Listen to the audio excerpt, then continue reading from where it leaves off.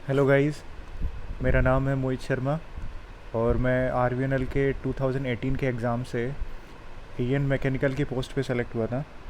तो जो are N और जे के लिए 2021 का एग्ज़ाम होने वाला है, उसके रिगार्डिंग हम डिस्कस करने वाले हैं कि किस तरह का पैटर्न रहेगा एग्ज़ाम का और क्या क्या वेटेज है और किस किस एरिया से आपसे क्वेश्चंस पूछे जाएंगे। तो सबसे पहले देखते हैं हम हमारे पेपर में 60% वेटेज है पार्ट ए का। और पार्ट ए डिफ़ाइन किया गया है आपका जो भी डिग्री इन इंजीनियरिंग है इन द रेस्पेक्टिव डिसिप्लिन, चाहे आपका इलेक्ट्रिकल इंजीनियरिंग हो, मैकेनिकल इंजीनियरिंग हो या इलेक्ट्रॉनिक्स इंजीनियरिंग हो, उससे रिलेटेड आपसे 60% वेटेज जो आपका रहेगा वो आपके इंजीनियरिंग पेपर का रहेगा। अब सेकंड जो पार्ट बी है, पार्ट बी का आपका 40% वेटेज है। 40% वेटेज में हम इस पार्ट को 5 सब पार्ट में डिवाइड किया गया है, जिसमें पहला है reasoning and maintainability, second part है मैथमेटिक्स, थर्ड पार्ट है general knowledge and everyday science, fourth part है हिंदी जनरल और फिफ्थ पार्ट है इंग्लिश जनरल। तो हम ये देखने वाले हैं कि क्या स्कीम आर ने डिसाइड करी है इस बार, क्योंकि 2018 में जो पार्ट बी के लिए जो वेटेज था उसमें अब जीके का वेटेज 48 मार्क्स का कर दिया है। तो हम वो देखना चाहते हैं कि भाई क्या चेंजेस हमने इस एग्ज़ाम में आर ने किए हैं। तो ऐसा कुछ ये ऑर्डर निकला था थोड़े दिन पहले 14 जून को।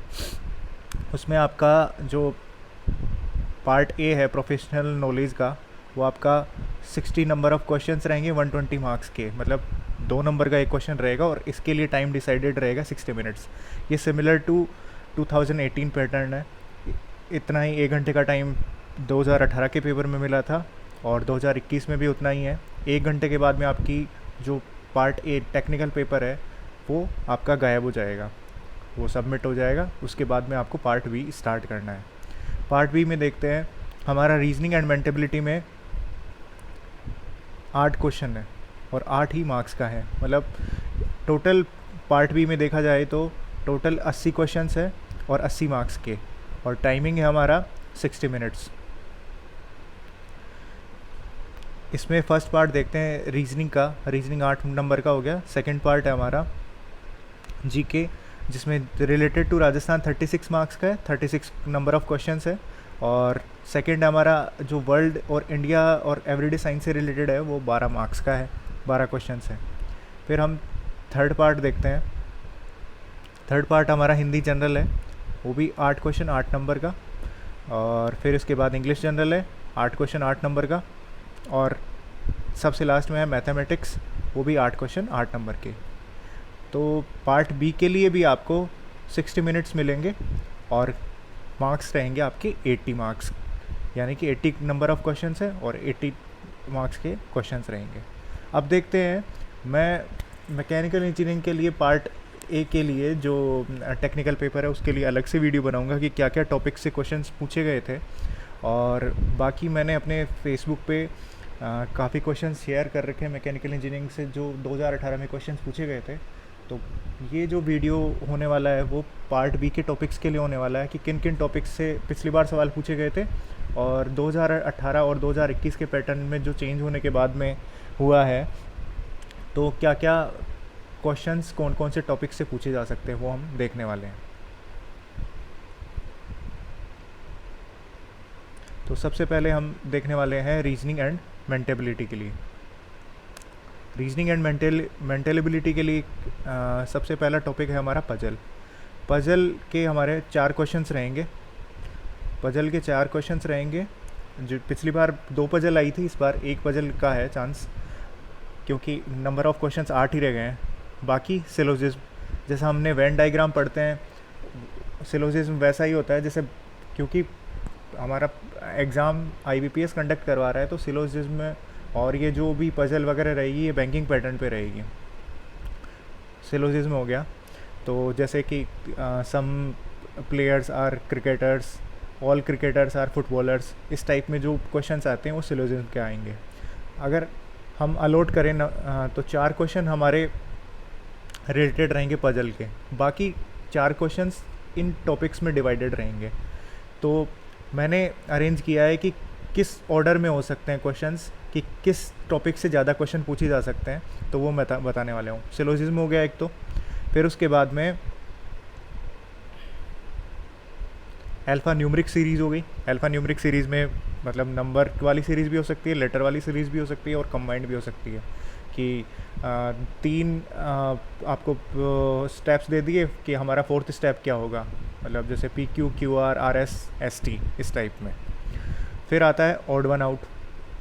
ऑड वन आउट में हमारा कि 4 ऑप्शंस दे दिए, 4 ऑप्शंस में बोल दिया कि 3 का कोई एक पर्टिकुलर पैटर्न है, लेकिन एक 4th है जो उसमें मैच नहीं कर रहा है, तो वो आपको फाइंड आउट करना रहेगा।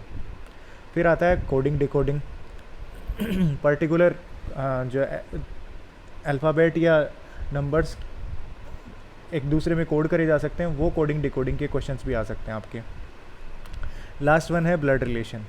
तो ये भी कोई भूला भटका क्वेश्चन आ सकता है।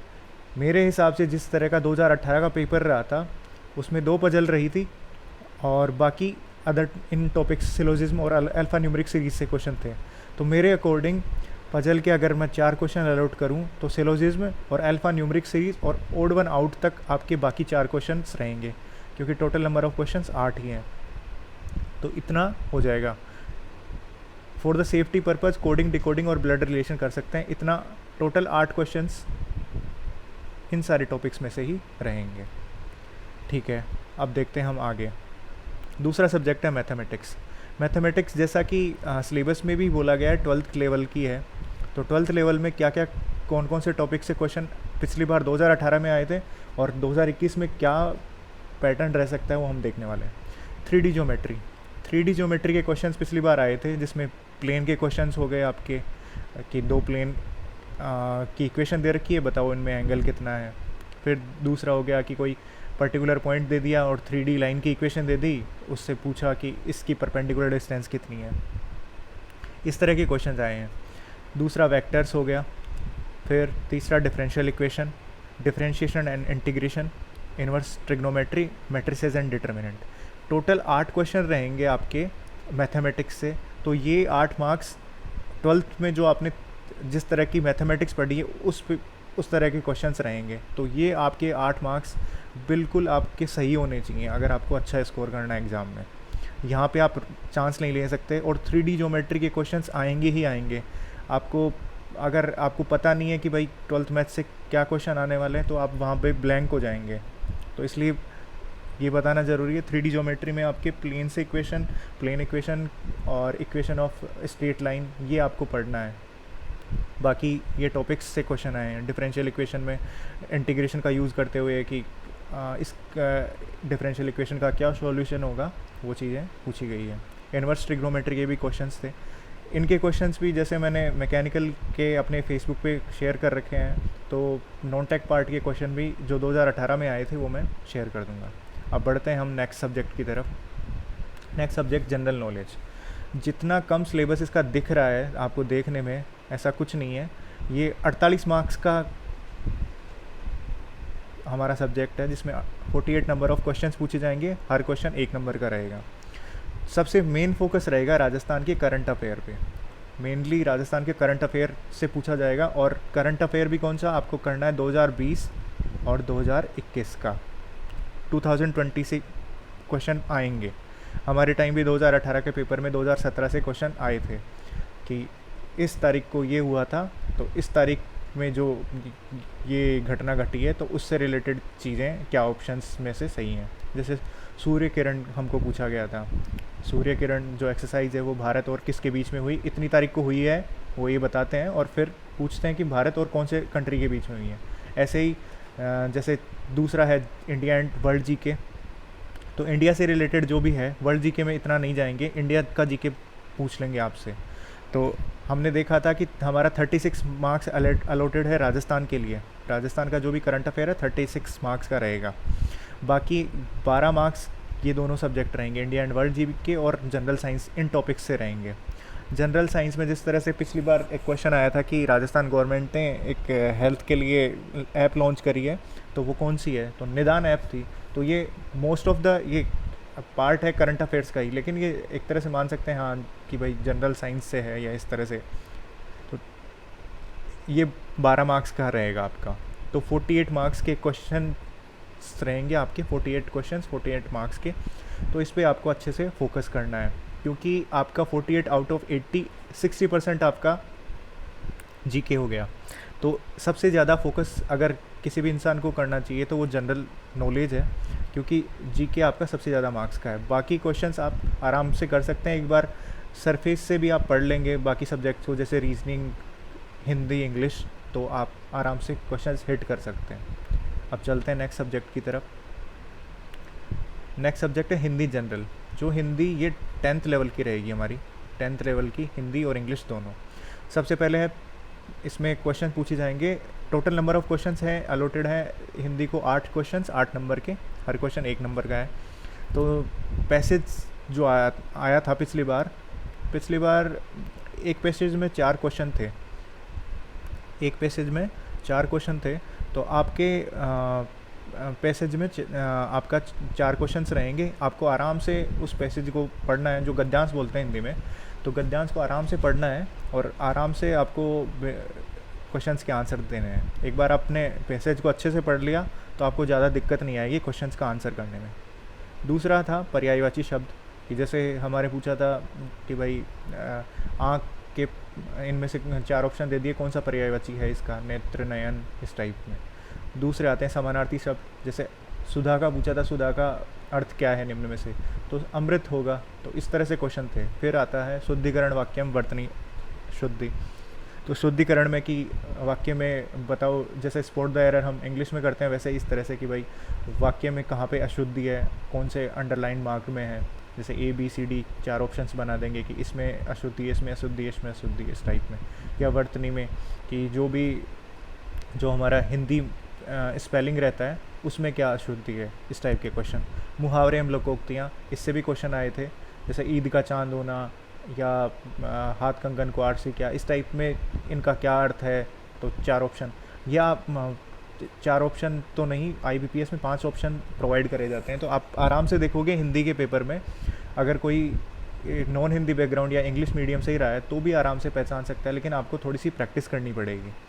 फिर अर्थपूर्ण वाक्य जैसे स्पॉट द एरर होता है, तो उसी तरह से एक सेंटेंस अरेंजमेंट टॉपिक आता है। तो उसमें बताना है कि भाई एकदम सही कौन सा पहले आएगा, कौन सा सेकंड नंबर पे आएगा, मतलब एक पूरा स्ट्रक्चर जो सेंटेंस का है वो प्रॉपर मीनिंग दे, इसके लिए क्या हमारा ऑर्डर होना चाहिए। तो हिंदी 8 क्वेश्चन है, तो 4 क्वेश्चन हम हिंदी के गद्यांश से माने, तो बाकी 4 क्वेश्चन इन टॉपिक से आने वाले हैं। पहले इसका वेटेज ज़्यादा रहा करता था, जो कि 2018 के पेपर में। अब 4 क्वेश्चन आ गए तो आपके बहुत कम स्कोप हो गया उनके पास कि, तो अब या तो कर सकते हैं कि चारों के चारों शुद्धिकरण से कर दें, या पर्यायवाची से कर दें, या 4 क्वेश्चन को इन बाकी टॉपिक्स में डिवाइड कर दें। तो ये क्वेश्चंस इस पैटर्न पे क्वेश्चन 2018 में आए थे। तो मोस्ट प्रोबेबली यही है कि ये पैटर्न 2021 में भी फॉलो होगा। अब चलते हैं हम नेक्स्ट सब्जेक्ट की तरफ। नेक्स्ट सब्जेक्ट है हमारा इंग्लिश जनरल का। इंग्लिश जनरल में भी वही पैसेज 4 क्वेश्चन, बाकी 4 क्वेश्चन इन टॉपिक से पूछे जाएंगे, जिनमें स्पॉट द एरर है तो बोल दिया जाएगा 1 2 3 4 5 कौन सा सही है, मतलब किस में एरर है, या नो एरर वाला कंडीशन जो भी है। फिर सेंटेंस अरेंजमेंट, सेंटेंस में दे देंगे PQRST टाइप कि भाई ये पहले आना चाहिए या ये पहले आना चाहिए, मतलब एक सेंटेंस जो प्रॉपर मीनिंग वाला सेंटेंस फॉर्म हो उसके लिए क्या अरेंजमेंट होना चाहिए। फिर स्पेलिंग करेक्शन कि आपको 5 ऑप्शंस मिलेंगे आपको, क्योंकि IBPS कंडक्ट करा रहा है एग्ज़ाम।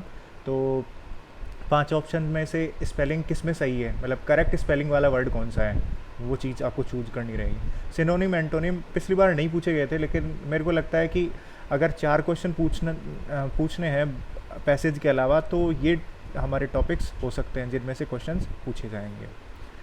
तो इस तरह का पैटर्न हमारा रहेगा कि हमने इंग्लिश जनरल देखा, हिंदी जनरल देखा, जीके देखा। जीके हमारा पता है हमें 48 मार्क्स का रहेगा, तो सबसे ज़्यादा वेटेज इसी टॉपिक का है।